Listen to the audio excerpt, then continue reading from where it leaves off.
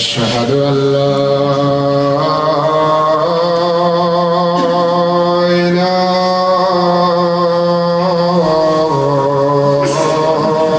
إلا الله. أشهد أن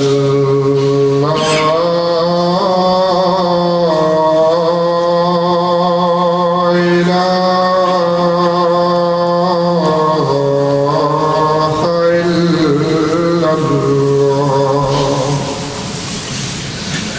أشهد أن محمدًا رسول الله.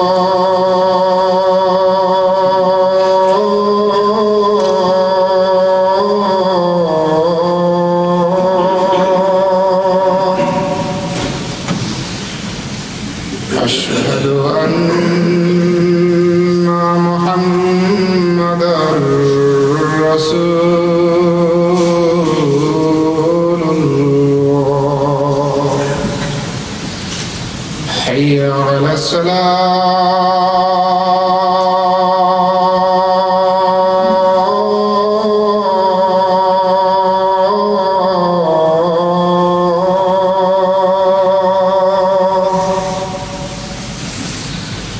حي على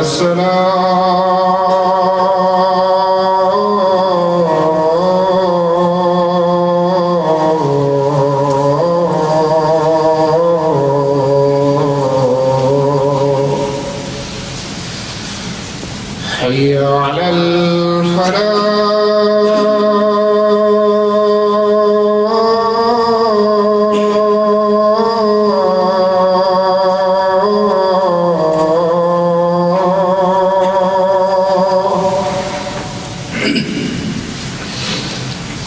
حي على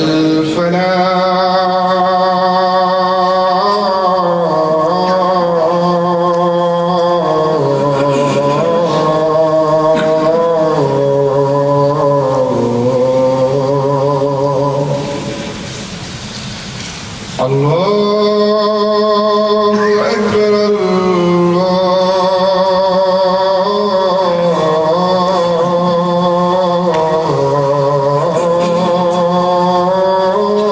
الله أكبر. لا إله إلا الله.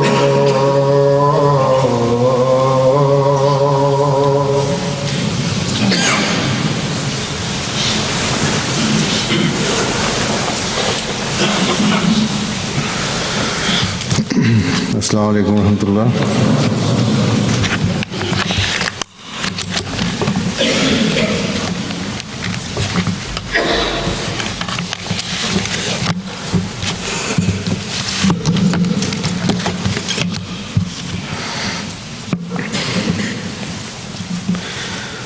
أشهد أن لا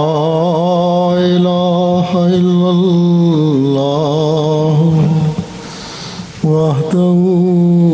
لا شريك له وأشهد أن محمدًا عبده ورسوله. أما بعد فأعوذ بالله من الشيطان الرجيم. بسم الله الرحمن الرحيم.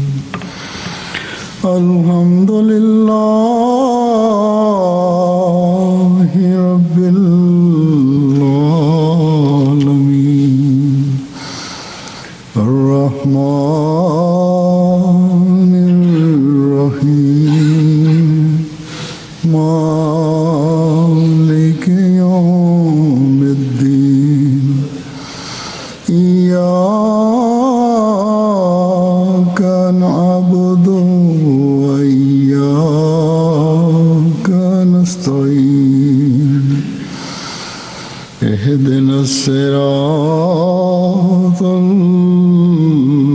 المستقيم صراط الذين أنعمت عليهم غير المغضوب عليهم ولا الضالين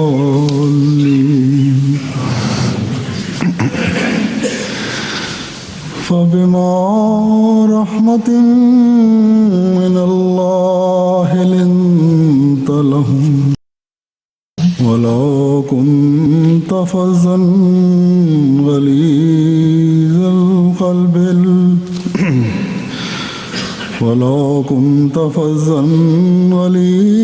القلب لانفضوا من حولك فاعف عنهم واستغفر لهم وشاورهم في الأمر فإذا عزمت فتوكل على الله إن الله يحب المتوكلين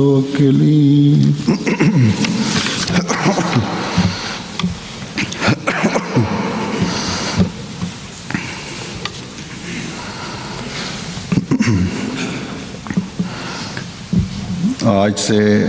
پاکستان میں وہاں کی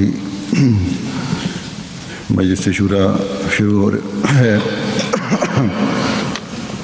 ان دنوں میں سالانہ مجلس مشاورت اور ملکوں میں بھی ہو رہی ہوتی ہے، آج کل شروع ہو جاتی ہیں. اس لیے شورا کے نمائندگان اور عہدیداران کے حوالے سے چند باتیں کہوں گا. جیسا کہ ہم جانتے ہیں، جماعت میں مجلس شورا کا ادارہ نظام جماعت اور نظام خلافت کے کاموں کی مدد کے لیے انتہائی اہم ادارہ ہے، اور حضرت عمر کا یہ قول اس سلسلہ میں بڑا اہم ہے کہ لا خلافت الا بالمشورہ، کہ بغیر مشورے کے خلافت نہیں ہے. اور یہ قول قرآن کریم کی ہدایت اور حضرت صلی اللہ علیہ وسلم کے اسوے کے عین مطابق ہے.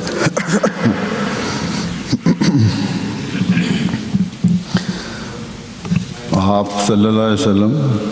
صحابہ سے مشورہ لیا کرتے تھے ہر اہم کام میں، لیکن جیسا کہ آیت سے واضح ہے مشورہ لینے کا حکم ہے. یہ حکم نہیں کہ جو اکثریت رائے کا مشورہ ہو اسے قبول بھی کرنا ہے. اس لیے وضاحت فرما دی کہ جب ایک فیصلہ کر لو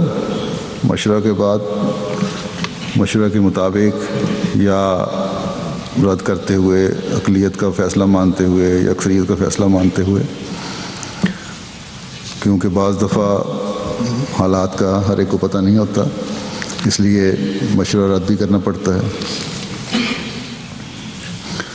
تو جب ایک فیصلہ کر لیا تو پھر یہ ڈرنے کی ضرورت نہیں، پھر یہ سوچنے کی ضرورت نہیں کہ ایسا نہ ہو جائے یا ویسا نہ ہو جائے. پھر اللہ پر توکل کرو اور جس بات کا فیصلہ کر لیا اس پر عمل کرو.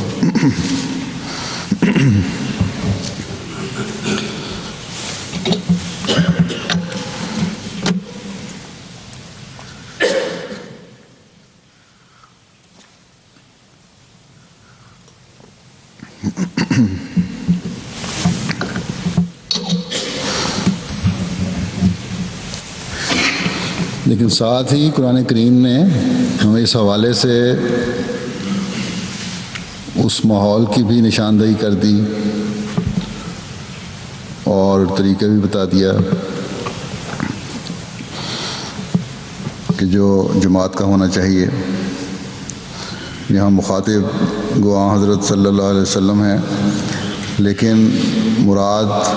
امت سے ہے، جو آیت نے پڑھی ہے اس میں، اور خاص طور پر اس زمانے میں جب حضرت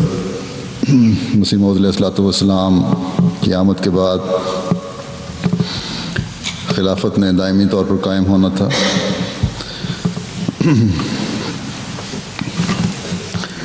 اس لیے فرمایا کہ یہ نمونے جو حضرت صلی اللہ علیہ وسلم کو حکم دیا گیا، ارشاد کیا گیا ہے، فرمایا گیا ہے، اصل میں تو یہ جماعت کے لیے ہے، امت کے لیے ہے کہ جماعت کے افراد کے لیے بھی کو بھی یہ یاد رکھنا چاہیے کہ اس میں عہدیداران بھی آ جاتے ہیں. سب سے بڑا مخاطب خلیفہ وقت ہوتا ہے کہ جس طرح نبی صلی اللہ علیہ وسلم کے دل میں نرمی ہے، اسی طرح خلیفہ وقت کے دل میں بھی نرمی ہو. اور جب تک خلافت کا نظام علی منہاج النبوت رہے گا،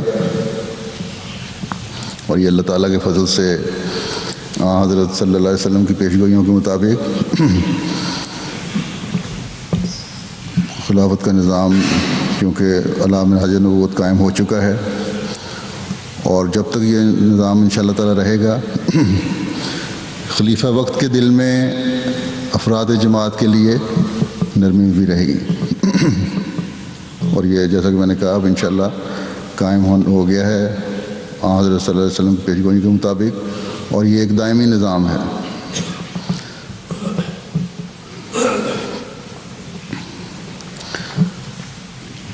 یہ سب کچھ اللہ تعالیٰ فرماتا ہے کسی کوشش سے نہیں ہوگا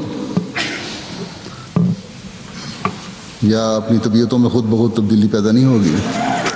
بلکہ یہ خدا تعالیٰ کی خاص رحمت اور فضل سے ہوگا اور ہوتا ہے. اور یہ نظام جو ہے خلافت کا اور پھر ایک جماعت کا، یہ اللہ تعالیٰ کے خاص فضلوں سے چلتا رہے گا، اور افراد جماعت کا بھی خلافت کے ساتھ جو تعلق ہے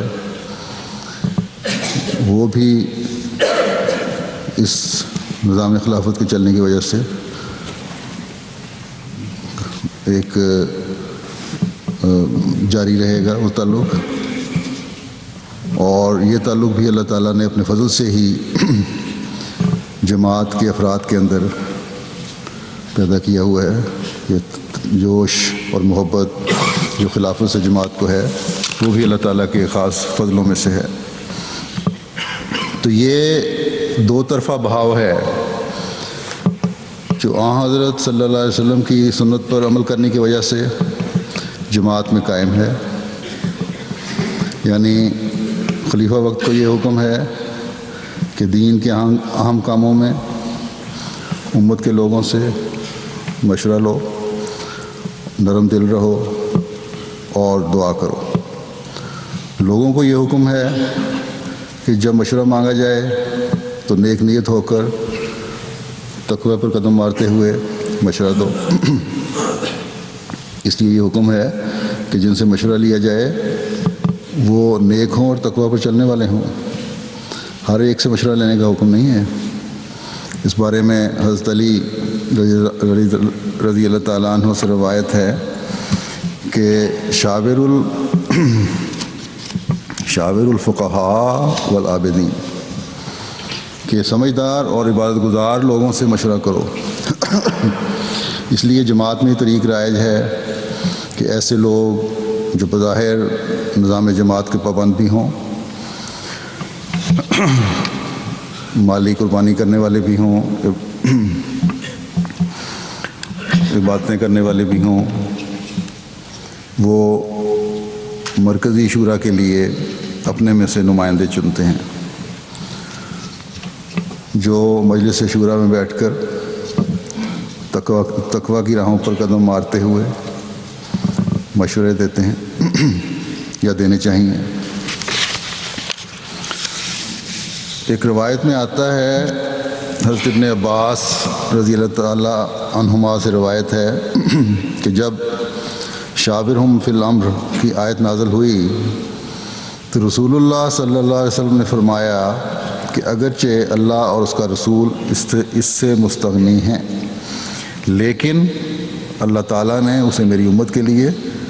رحمت کا باعث بنایا ہے، بس ان میں سے جو مشورہ کرے گا وہ رشد و ہدایت سے محروم نہیں رہے گا۔ بس یہ مشورے رحمت کے باعث ہیں امت کے لیے، اور اسی وجہ سے اللہ تعالیٰ کے فضل سے رشد و ہدایت پر چلانے والے ہیں۔ لیکن اس پہلی حدیث کے مطابق اگر مشورے دینے والے اپنی عقل اور سمجھ کے ساتھ ساتھ اپنی کسی خاص کام میں مہارت کے ساتھ ساتھ عبادت گزار بھی ہوں اور نیکیوں پر قدم مارنے والے بھی ہوں، تقویٰ پر قائم ہوں، تبھی ایسے مشورے ملیں گے جو قوم کے مفاد میں ہوں گے، اللہ تعالیٰ کی رحمت کو جذب کرنے والے ہوں گے، اور ان مشوروں میں برکتی پڑے گی اور بہتر نتائج بھی برآمد ہوں گے۔ بس یہاں ممبران جماعت پر بہت بڑی ذمہ داری ڈالی گئی ہے کہ صرف اپنی دوستی اور رشتہ داری یا تعلق داری کی وجہ سے ہی صرف شورا کے نمائندے منتخب نہیں کرنے، بلکہ ایسے لوگ جو تقویٰ پر چلنے والے ہوں، کیونکہ تم جس ادارے کے لیے یہ نمائندگان منتخب کر کے بھجوا رہے ہو یہ بڑا مقدس ادارہ ہے، اور نظام خلافت کے بعد شورا کا ایک تقدس ہے نظام شورا کا۔ اس لیے بظاہر جو ظاہر نظر آتے ہوں سمجھدار اور نیک لوگ جو عبادت کرنے والے اور تقویٰ پر قدم مارنے والے ہوں، ان کو منتخب کرنا چاہیے، اور جب ایسے لوگ چنو گے تبھی تم رحمت کے وارث بھی بنو گے، ورنہ دنیا دار لوگ تو پھر ویسے ہی اخلاق دکھائیں گے جیسے ایک دنیا دار دنیاوی اسمبلیوں میں پارلیمنٹوں میں دکھاتے ہیں۔ بس افراد جماعت کی طرف سے امانت کا حق، اس امانت کا حق جو ان کے سپرد کی گئی ہے، اس وقت ادا ہوگا جب تقویٰ پر چلتے ہوئے اپنے شورا کے نمائندے منتخب کریں گے۔ پاکستان میں تو اب جماعتوں کی طرف سے اس ادائیگی امانت کا وقت گزر چکا ہے، کیونکہ منتخب کر لی ہیں، عاشورہ ہو رہی ہے، لیکن جن ملکوں میں ابھی نمائندے چنے جانے ہیں ان کو یہ بات ہمیشہ مد نظر رکھنی چاہیے کہ اللہ تعالیٰ کا حکم ہے تودوا الامانات الی اہلہا، کہ امانتوں کو ان کے مستحقوں کے سپرد کرو، کیونکہ وہ نمائندے خلیفہ وقت کو مشورے دینے کے لیے چنے جاتے ہیں۔ آپ اپنی جماعتوں سے نمائندے چن کے اس لیے بھیج رہے ہیں کہ خلیفہ وقت کو مشورہ دیں۔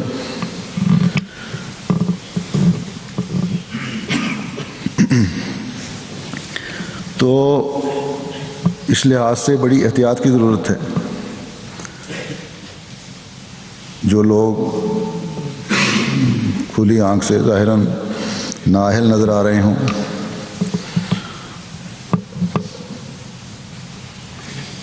ان کو اگر آپ چنیں گے تو وہ پھر شورا کی نمائندگی کا حق بھی ادا نہیں کر سکتے، یا ایسے لوگ جو بلا وجہ اپنی ذات کو ابھار کر سامنے آنے کا شوق رکھتے ہیں وہ بھی جب شورا میں آتے ہیں تو مشوروں سے زیادہ اپنی علمیت کا اظہار کر رہے ہوتے ہیں۔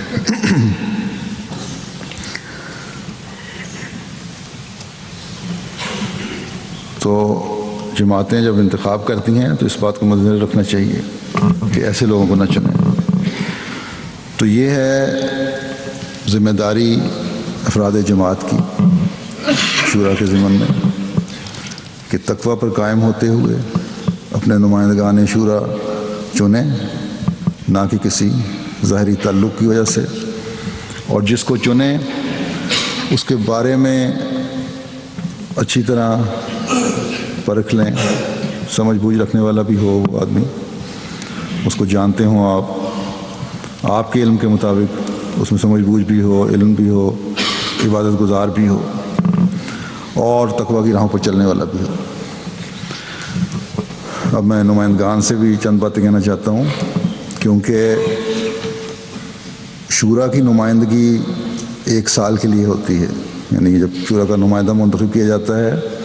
تو اس کی نمائندگی اگلی شورا تک چلتی ہے، جب تک نیا انتخاب نہیں ہو جاتا۔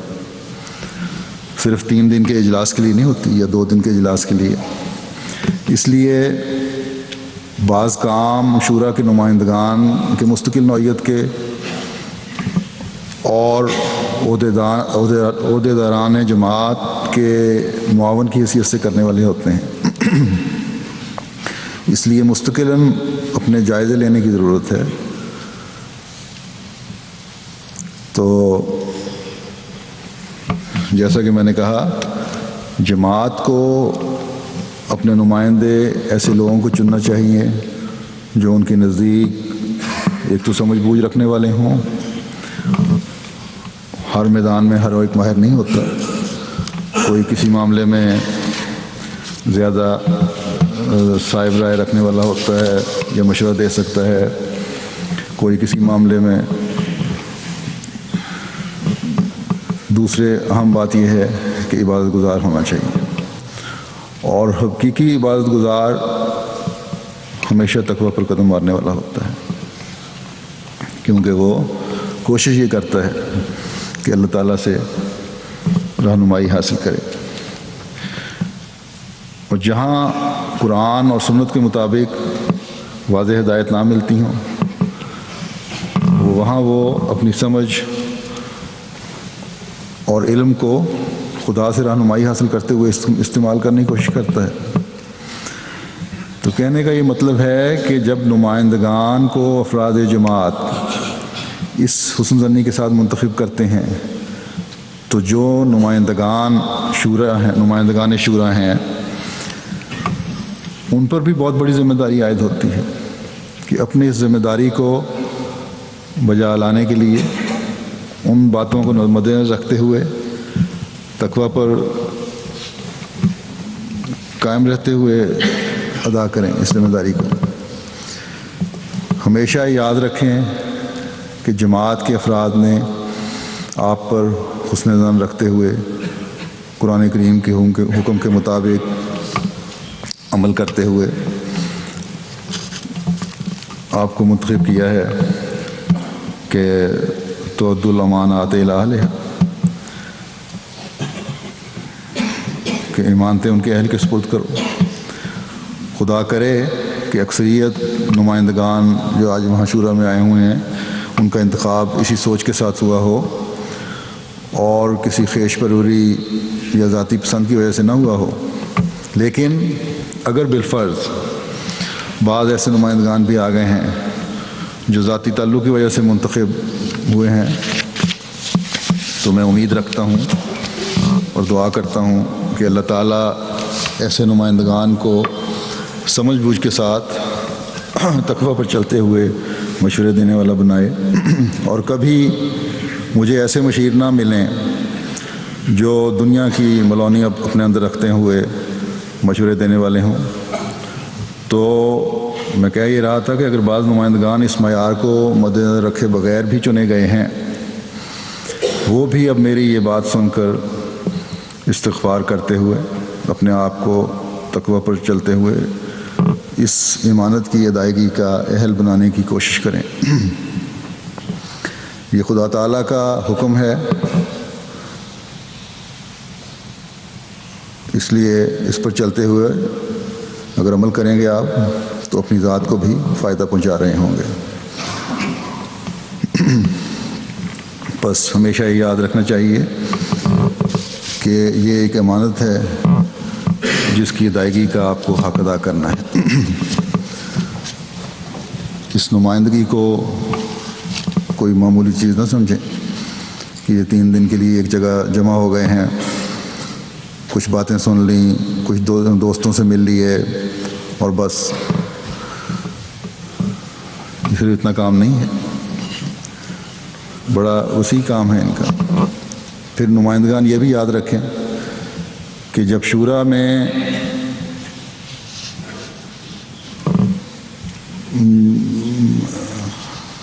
مجلس شورا جو ہے وہ کسی رائے پر پہنچ جاتی ہے اور خلیفہ وقت سے منظوری حاصل کرنے کے بعد اس فیصلے کو جماعتوں میں عمل درآمد کرنے کے لیے بھجوا دیا جاتا ہے، تو یہ نمائندگان کا بھی فرض ہے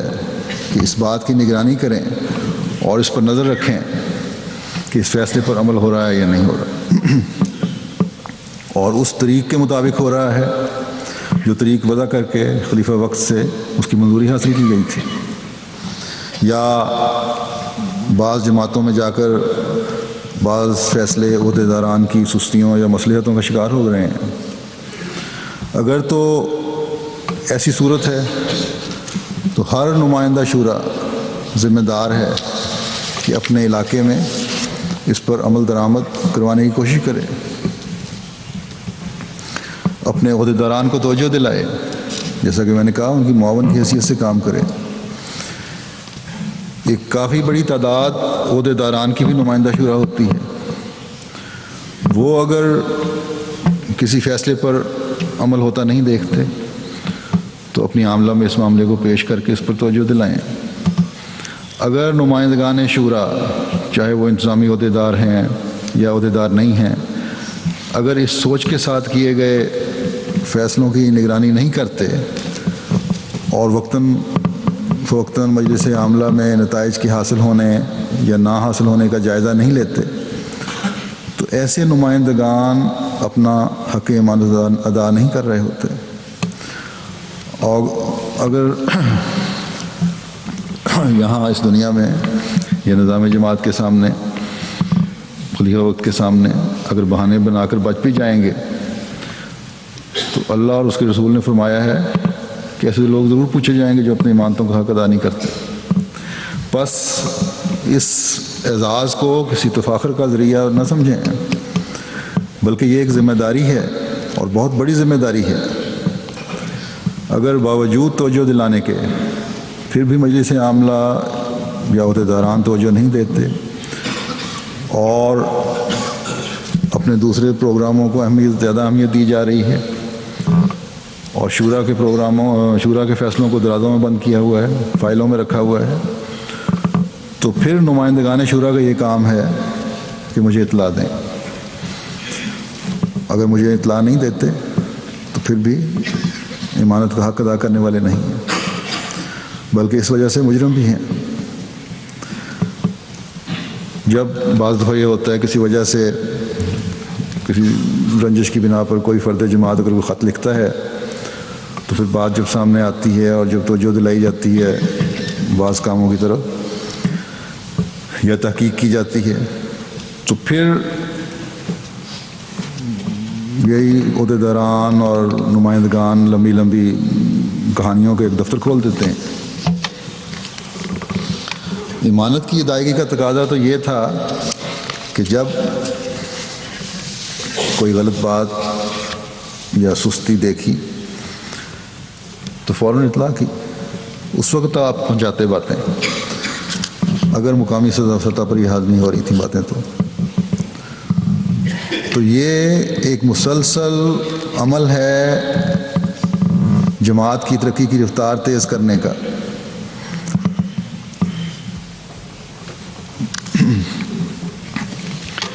بعض لوگ اس خوف سے کہ ہم پر ذمہ داری نہ آ پڑے، ذمہ داری سے بچنے کے لیے خاموشی سے بیٹھے رہتے ہیں۔ تو اگر اپنا جائزہ لینے کی اپنا محاسبہ کرنے کی ہر عہدیدار کو اور ہر نمائندہ شورا کو عادت ہوگی، اور یہ خیال ہو کہ مجھ پر اعتماد کرتے ہوئے خلیفہ وقت کو مشورہ دینے کے لیے چنا گیا ہے، اور پھر میرے تقویٰ کی راہوں پر چلتے ہوئے مشورہ دینے کے بعد یہ بھی میری ذمہ داری ہے کہ میں یہ جائزہ لیتا رہوں کہ کس حد تک ان فیصلوں پر عمل ہوا ہے یا ہو رہا ہے۔ تو مجھے امید ہے انشاءاللہ تعالیٰ جماعت کے کاموں میں ایک واضح تبدیلی پیدا ہوگی۔ جیسا کہ میں نے کہا، یہ ایک مسلسل عمل ہے جائزے کام کرنے کا اور جائزے لیتے رہنے کا،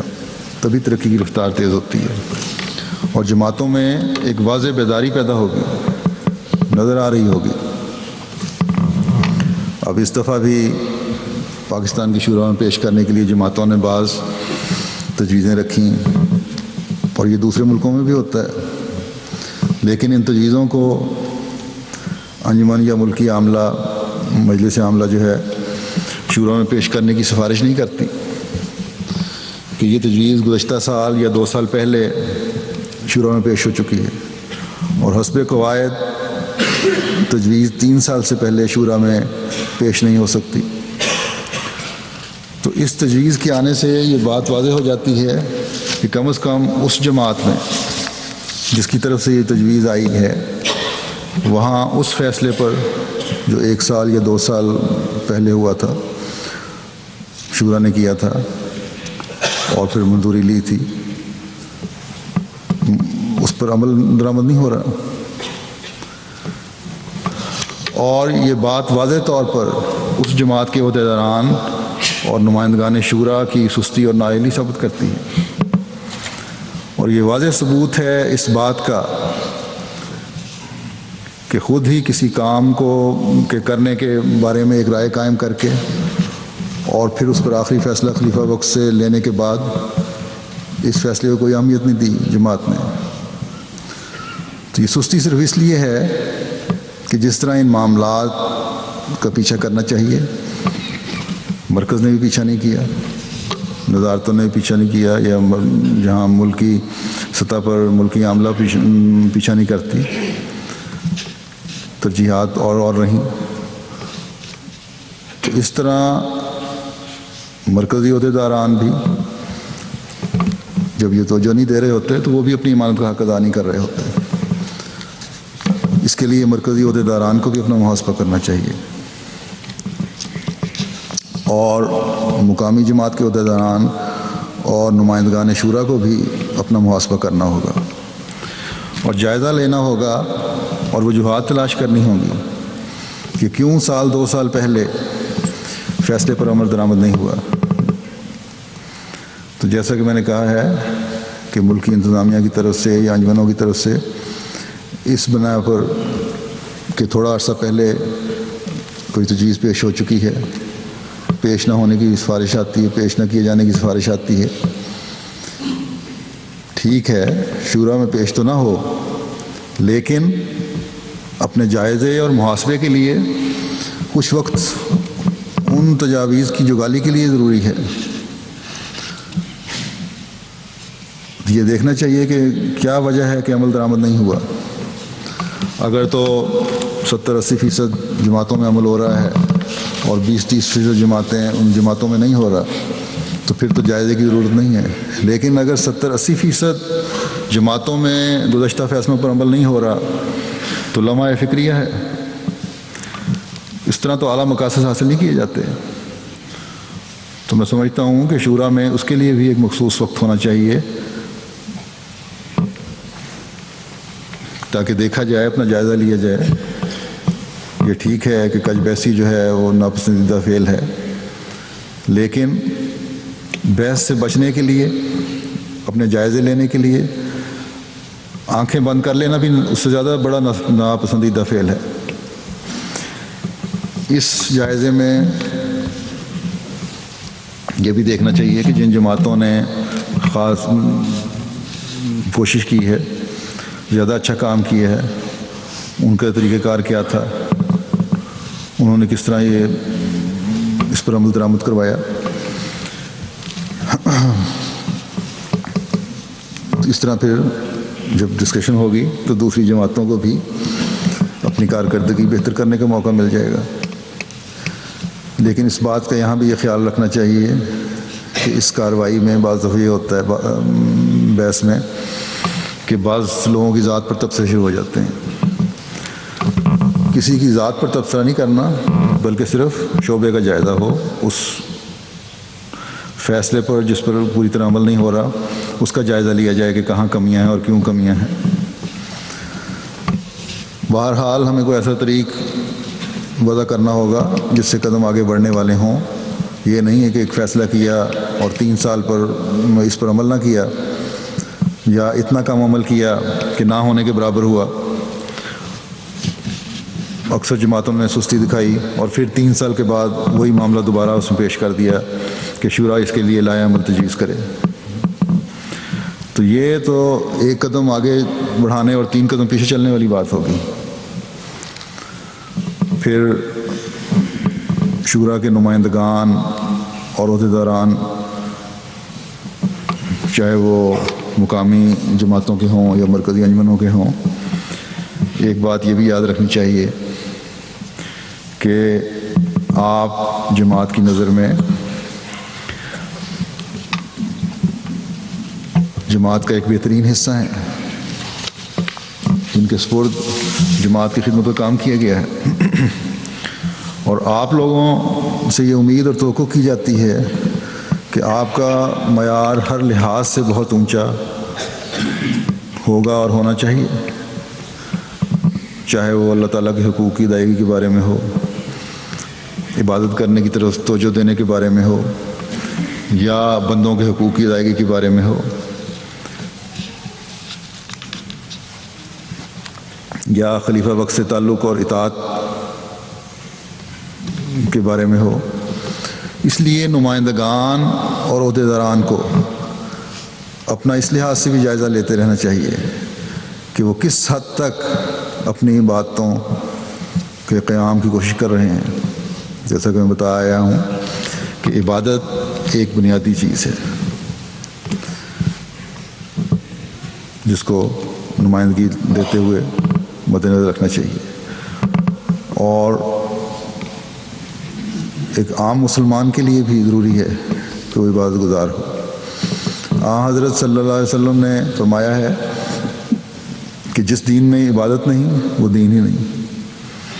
تو ایک عام احمدی کے لیے جب نمازوں کی ادائیگی فرض ہے تو عہدیدار جو ہر لحاظ سے افراد جماعت کے لیے نمونہ ہونا چاہیے، ان کے لیے تو خاص طور پر اس بات کا خیال رکھنے کی ضرورت ہے کہ ان کی کوئی نماز بغیر جماعت کے نہ ہو، سوائے کسی انتہائی اشد مجبوری کے۔ بس ہمیشہ یاد رکھیں کہ یہ جو 2-3 دن شورا کے لیے گزارنے کے لیے آتے ہیں اور آئے ہیں، ان میں صرف یہی نہیں کہ یہیں ان دنوں میں ہی نمازیں پڑھنی ہیں اور دعاؤں کی طرف توجہ دینی ہے، بلکہ ہر نمائندے کو، ہر عہدیدار کو باقاعدہ نماز با جماعت کا عادی ہونا چاہیے۔ خود اپنے جائزے لیں، اپنا محاسبہ کریں، دین کی سربلندی کی خاطر آپ کے سپرد بعض ذمہ داریاں کی گئی ہیں۔ اگر ان میں دین کے بنیادی ستون کی طرف ہی توجہ نہیں ہے تو خدمت کیا کریں گے اور مشورے کیا دیں گے؟ جو دل عبادتوں سے خالی ہیں ان کے مشورے بھی تقویٰ کی بنیاد پر نہیں ہو سکتے۔ پھر بندوں کے حقوق ہیں، نمائندگان اور عہدیداران کو اپنے دلوں کو ہر قسم کی برائیوں اور رنجشوں سے پاک کرنا ہوگا۔ لین دین کے معاملے میں بھی ان کے ہاتھ بالکل صاف ہونے چاہیے، ہمسایوں کے حقوق کے بارے میں بھی ان کے ہاتھ بالکل صاف ہونے چاہیے۔ ہمیشہ یاد رکھیں کہ ہمسائے سے حسن سلوک کا خدا تعالیٰ کا حکم ہے، اور حضرت صلی اللہ علیہ وسلم نے تو اس کی یہاں تک تاکید فرمائی ہے کہ صحابہ کو خیال ہوا کہ شاید یہ ہمارے ورثہ میں حصے دار بننے والے ہیں، تو جب اتنی تاکید ہے ہمسائے کی سے اس نے سلوک کی، تو یہ کس طرح برداشت کیا جا سکتا ہے کہ وہ لوگ جن کے سپرد جماعتی ذمہ داریاں کی گئی ہیں وہ اپنے ہمسایوں کے لیے دکھ کا باعث ہوں اور ہمسائے ان کی وجہ سے تکلیف میں مبتلا ہوں؟ یاد رکھیں حضرت مسیح موعود علیہ السلام نے ہمسائے کی تعریف یہ کی ہے کہ تمہارے دینی بھائی بھی تمہارے ہمسائے ہیں، یعنی ہر احمدی ہمسایہ ہے۔ بس ہر احمدی، عہدیداروں کو یاد رکھنا چاہیے کہ ہر احمدی ان کا ہمسایہ ہے، اور اگر کسی احمدی کو آپ کی وجہ سے کوئی تکلیف یا دکھ پہنچتا ہے تو یہ انتہائی تکلیف کی بات ہے۔ ایک عام احمدی جب دوسرے احمدی کے لیے تکلیف کا باعث بنتا ہے تو گو کہ یہ بھی بڑی تکلیف کی والی بات ہے، لیکن وہ معاملہ ان دو اشخاص کے درمیان رہتا ہے۔ لیکن جب ایک ذمہ دار جماعتی خدمت کرنے والے سے کسی کو دکھ پہنچتا ہے یا تکلیف پہنچتی ہے تو وہ ایک عام احمدی کو بعض اوقات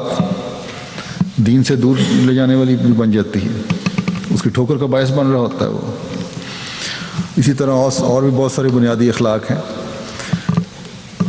جو جماعتی خدمتگاروں کے لیے، چاہے وہ نمائندگان شورا ہوں یا عہدیدار ہوں یا واقفین زندگی ہوں، سب کو ان کے اعلیٰ نمونے دکھانے کی طرف توجہ ہونی چاہیے۔ بعض باتیں کیونکہ نمائندگان شورا کے علاوہ بھی خدمتگاروں کے لیے ضروری تھیں، اس لیے میں نے سب کو توجہ دلائی ہے، کیونکہ یہ نمونے ہیں جن کو دیکھ کر، عہدیداروں کے نمونے دیکھ کر پھر جماعت میں بھی اچھے نمونے قائم ہوں گے۔ پھر ایک اور بات جس کی طرف نمائندگان شورا کو اور دوسرے کارکنان کو توجہ دلوانی چاہتا ہوں، وہ خلیفہ وقت کی اطاعت ہے۔ جیسے میں پہلے بھی بتایا ہوں کہ شورا کے فیصلوں پر عمل درآمد کروانا نمائندگان شورا اور عہدیداران کا کام ہے، اور کیونکہ یہ فیصلے خلیفہ وقت سے منظور شدہ ہوتے ہیں، اس لیے اگر ان پر عمل درآمد کروانے کی طرف پوری توجہ نہیں دی جا رہی تو غیر محسوس طریقے پر خلیفہ وقت کے فیصلوں کو تخفیف کی نظر سے دیکھ رہے ہوتے ہیں۔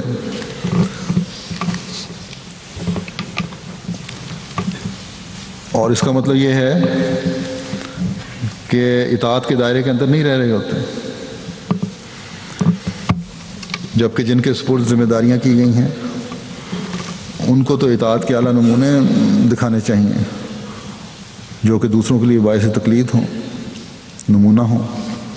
بس یہ جو خدمت کے موقع ملے ہیں ان کو صرف عزت اور خوشی کا مقام نہ سمجھیں کہ بڑی خوشی کی بات ہے اور بڑی عزت کی بات ہے کہ ہمیں خدمت کا موقع مل گیا۔ اس کے ساتھ جب تقوی کے اعلیٰ معیار قائم ہوں گے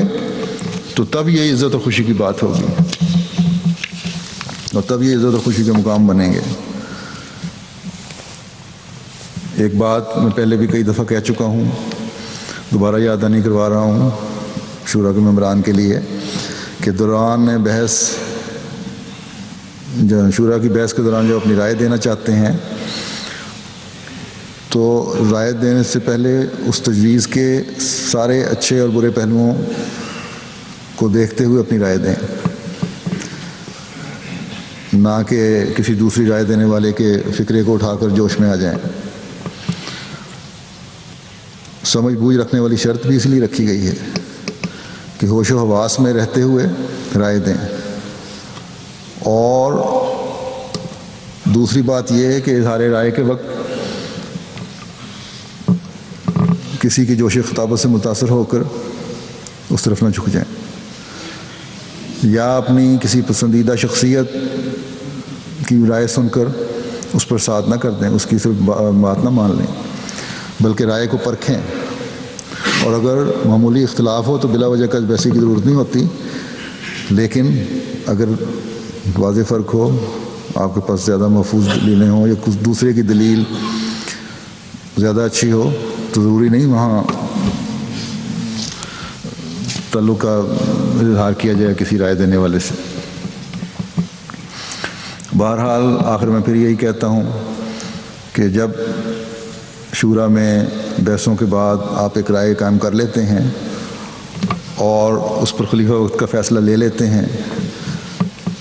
چاہے وہ آپ لوگوں کی رائے مان لینے کی صورت میں ہو یا کسی تبدیلی کے ساتھ فیصلہ کرنے کی صورت میں۔ جماعتوں کو جب یہ بھجوا دیا جاتا ہے عمل درآمد کے لیے، تو امانت کا حق اور تقویٰ کا تقاضا یہ ہے کہ خلیفہ وقت کا دست و بازو بن کر اس پر عمل درآمد میں جت جائیں، نہ سستیاں دکھائیں، نہ توجیہیں نکالنے کی کوشش کریں۔ اگر اس طرح کریں گے تو پھر کبھی برکت نہیں پڑے گی آپ کے فیصلوں میں، اور عہدیداران کی دوسری باتیں بھی بے برکت ہو جائیں گی۔ پھر میں کہتا ہوں کہ اپنی ذمہ داریوں کے احساس کو اجاگر کریں، اس کو سمجھیں، اور خدا سے مدد مانگتے ہوئے شورا کے دنوں میں اپنے اجلاس کے اوقات میں بھی اور فارغ اوقات میں بھی دعاؤں میں گزاریں، اور جب اپنی جماعت میں جائیں تو وہاں بھی آپ میں اس تبدیلی کا اثر مستقل نظر آتا ہو۔ یاد رکھیں کہ ہوشیاری، چالاکی یا علم سے نہ احمدیت کا غلبہ ہونا ہے، نہ کوئی انقلاب آنا ہے۔ اگر دنیا میں کوئی تبدیلی پیدا ہونی ہے تو وہ دعاؤں سے اور تقویٰ پر قدم مارتے ہوئے ہونی ہے، جو اللہ تعالیٰ کے فضلوں کو سمیٹنے والی ہوگی۔ حضرت مسیح موعود علیہ الصلوۃ والسلام فرماتے ہیں کہ اللہ تعالیٰ فرماتا ہے، یا ایھا الذین آمنوا ان تتقوا اللہ یجعل لکم فرقانا ویکفر عنکم سیئاتکم ویجعل لکم نورا تمشون بہ، یعنی اے ایمان والو، اگر تم متقی ہونے پر ثابت قدم رہو اور اللہ تعالیٰ کے لیے اتقاء کی صفت میں قیام اور استحکام اختیار کرو، تو خدا تعالیٰ تم میں اور غیر میں فرق رکھ دے گا، اور وہ فرق یہ ہے کہ تم کو ایک نور دیا جائے گا جس نور کے ساتھ تم اپنی راہوں پر چلو گے، یعنی وہ نور تمہارے تمام افعال اور اقوال اور قوا اور حواس میں آ جائے گا۔ تمہاری عقل میں بھی نور ہوگا، تمہاری ایک اٹکل کی بات میں بھی نور ہوگا، اور تمہاری آنکھوں میں بھی نور ہوگا، تمہارے کانوں اور تمہاری زبانوں اور تمہارے بیانوں اور تمہاری ہر ایک حرکت و سکون میں نور ہوگا، اور جن راہوں میں تم چلو گے وہ راہ نورانی ہو جائیں گی۔ بس یہ معیار ہیں جن کے حضرت مسیح موعود علیہ السلام نے ہمیں تقویٰ پر چلنے کی وجہ سے خوشخبری دی ہے، لیکن جیسا کہ آپ نے فرمایا، تقویٰ پر چلنے سے ہی سب کچھ ملے گا۔ اور اگر نمائندگان شورا اور تمام عہدیداران اور تمام خدمت گزار یہ حالت اپنے اندر پیدا کر لیں تو جماعت کے تقویٰ کے معیار بھی خود بخود بڑھنے شروع ہو جائیں گے انشاءاللہ۔ اور پھر ہر فیصلہ جو کیا جائے گا اور ہر فیصلہ جس کی طرف احباب جماعت کو توجہ دلائی جائے گی، اس پر عمل درآمد بھی ہوگا اور اس میں برکت بھی پڑے گی، اور یہ شکوے بھی انشاءاللہ ختم ہو جائیں گے کہ اتنی کوششوں کے باوجود بھی ہمارے پروگراموں کے نتائج سامنے نہیں آئے۔ اللہ سب کو تقویٰ کی راہوں پر چلاتے ہوئے اپنی ذمہ داریوں کو ادا کرنے کی توفیق عطا فرمائے، اور تمام وہ لوگ جن کو کسی بھی رنگ میں جماعت کی خدمت کا موقع مل رہا ہے، خلیفہ وقت کے دست راست بن کر رہیں۔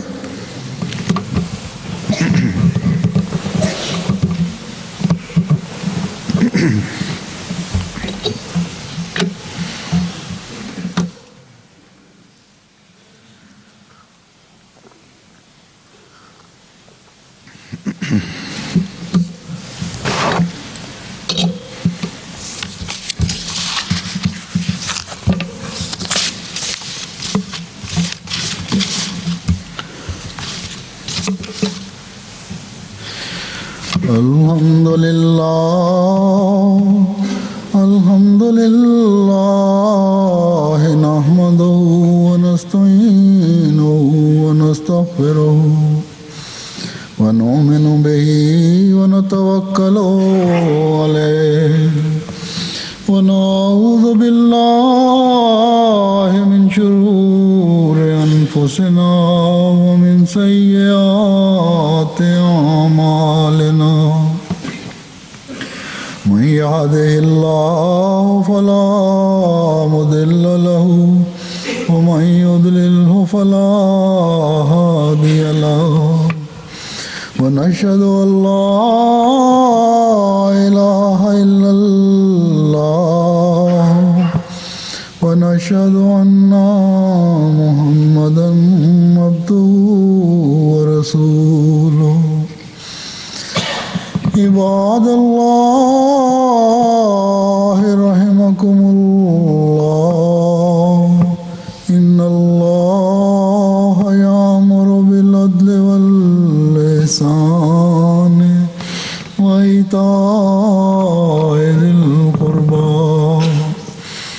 وينهى عن الفحشاء والمنكر والبغي يعظكم لعلكم تذكرون اذكروا الله يذكركم وادعوه يستجب لكم ولذكر الله أكبر